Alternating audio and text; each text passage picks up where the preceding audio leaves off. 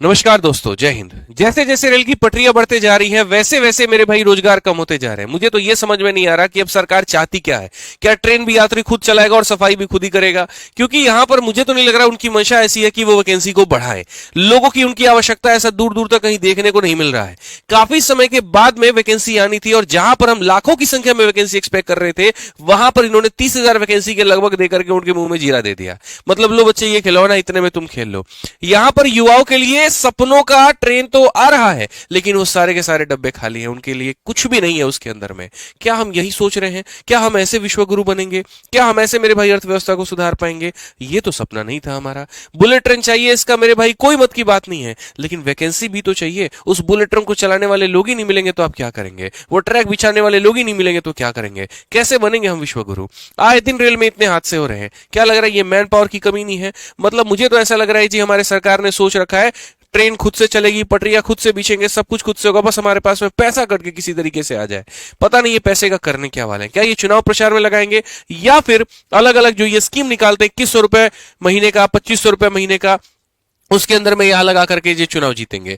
बातें बहुत बड़ी बड़ी हैं क्योंकि जब बात बच्चों की आती है वहां पर हमसे बर्दाश्त तो बिल्कुल भी नहीं होता है। मैं आपको एक बात कहूं, ये वो बच्चे हैं जो आस लगा करके आईटीआई किए। ये वो बच्चे हैं जिन्होंने अपने मन में सपना देख करके 10वीं पास किया कि चलो एक सशक्त बनेंगे, इस कम उम्र में अपने परिवार को जो है काफी शक्ति देंगे, लेकिन लास्ट में उनको मिलता क्या है? ठेंगा। आप ये बताइए, रेलवे ग्रुप डी की वैकेंसी आई, काफी समय के बाद में आई, हर जगह पर अलग अलग संख्या कोट की जा रही थी। सरकार के माध्यम से यहां पर अलग अलग जगह पर जो है, जैसे मैं इस न्यूज़पेपर की ही बात कर लूं, अब यहां पर अगर आप देखेंगे तो यहां पर कहा गया था या तो 10वीं या फिर यहां पर आपका आईटीआई, और 58,242 पद कुल मिलाकर के आने वाले थे। लेकिन लास्ट में कितना पद आता है मेरे भाई यहां पर? तो लगभग 32,448 पद आता है। तो ये बच्चों के साथ धोखा पिछले कुछ समय से बोर्ड के, ठीक है, बोर्ड बच्चों को मेरे भाई उम्मीद देता रहा कि इतना पद देंगे, लेकिन लास्ट में इतना पद देकर के वो कहीं ना कहीं धोखा ही देता है। एक जगह पर नहीं, कई जगह पर है। अच्छा, ये भी कह रहे हैं कि ये जो पदें हैं हमारी बढ़ सकती हैं। भाई बढ़ सकती है तो बढ़ा दो ना पहले। अब अगर आप ये सोच रहे हो कि नहीं पहले से हम बढ़ा करके देंगे, फिर उसके बाद भी ये बच्चा लोग प्रोटेस्ट करेगा, 50,000 देने के बाद में भी ये प्रोटेस्ट करेगा कि 1 लाख करो, इसलिए काम करो, कम दे दो, फिर प्रोटेस्ट करेगा, फिर बढ़ा देंगे। ये कोई सेंस नहीं बनता है, इसका कोई मतलब नहीं बनता है। ये तो वही बात हो गई कि एक बाप जो है अपने पिता को पहले ले जाकर सरकारी स्कूल में एडमिशन करवा दे, ना उसको कपड़े देना, उसको किताब दे, बोलेगा तू रोएगा तब एक बार में किताब देंगे, फिर और रोएगा तो हम कपड़ा देंगे, और ज्यादा रोएगा तो खाना देंगे। ऐसे क्या विकास की आप कल्पना करते हैं? क्या ऐसे आप एक समुच्चय भारत की कल्पना करते हैं? क्या ऐसे आप यही चीज अपने युवाओं को देने वाले हैं?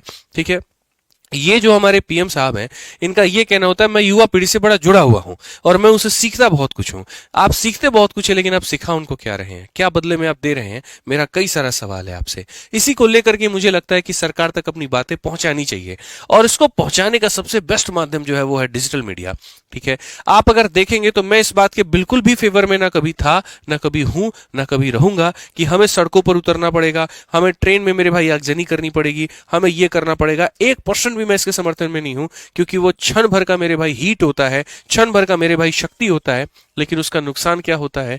कई दफा आपको कोर्ट के चक्कर लगाने पड़ते हैं और पूरा भविष्य आपका अंधकार हो जाता है। तो ऐसी गलती तो बिल्कुल भी मत करिएगा। कुछ अराजकत्व तक तो है, उनको अपनी राजनीति चमकानी है, उनको अपना चेहरा चमकाना है, तो वो मेरे भाई ऐसी हरकतें करेंगे, लेकिन आपको उनके पीछे नहीं पड़ना है। भूलिए मत, आप एक छात्र हैं, आपका रिश्ता कलम और किताब से है।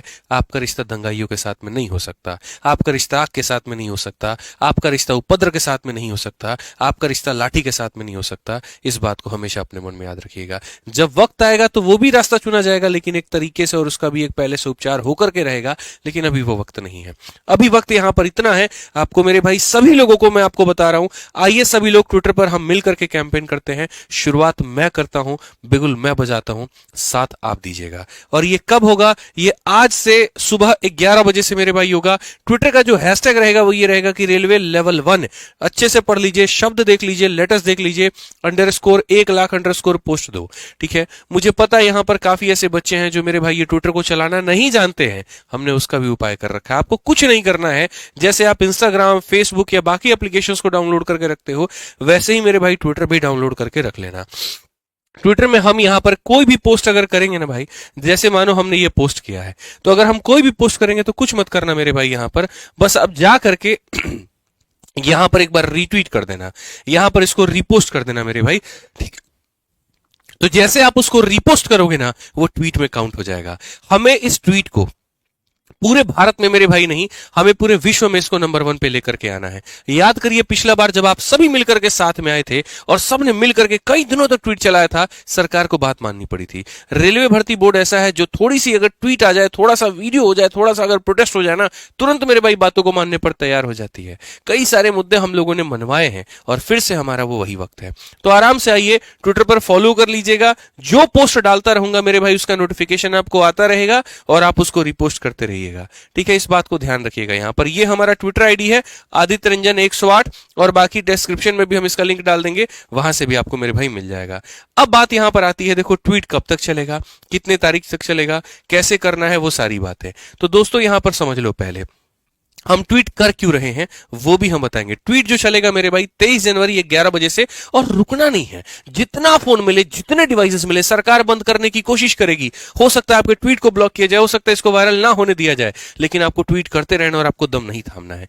जितने दोस्त हैं सबको ये बात बोली है, भाई साहब रिपोस्ट कर लो तुम मैसेज को, तुम मेरे ट्वीट को रीट्वीट कर लो, तुम अपने दोस्तों के ट्वीट को रीट्वीट कर लो, लेकिन सरकार तक ये बात पहुंचानी है तो पहुंचानी है। आप इस बात को मान करके चलिए। भाई क्यों मांग कर रहे हैं हम? इसी वजह से मांग कर रहे हैं ना कि हम भी खुद सुरक्षित रहें।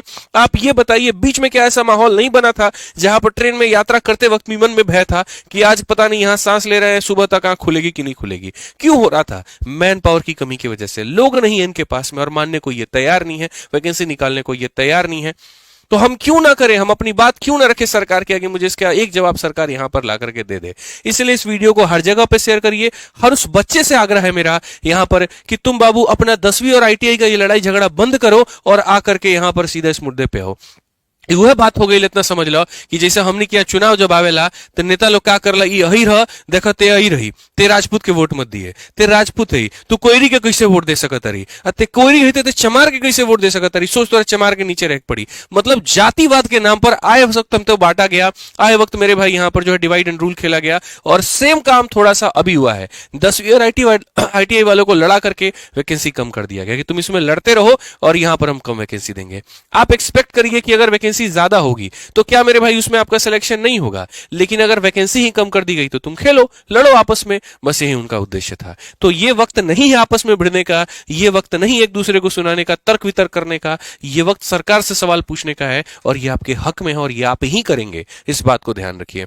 हम एक जरिया है, हम एक माध्यम है, लेकिन असली मेरे भाई यहां पर जो काम है वो आप ही को करना है। तो सारे उठो, सारे जागो और अभी से मेरे साथ में यहां ट्वीट करना शुरू करो। ट्विटर पर मैं खुद लगा पड़ा हूं आपके साथ में, मेरा सहयोग दीजिए और आइए सरकार को अपनी बातें मनवा करके ही रहेंगे। कुछ नहीं चाहिए भैया, 1 लाख रोजगार चाहिए, 1 लाख वैकेंसी चाहिए तो चाहिए मेरे भाई। ठीक है, बाकी कोई समस्या हो कमेंट बॉक्स में जरूर बताइएगा। जय हिंद।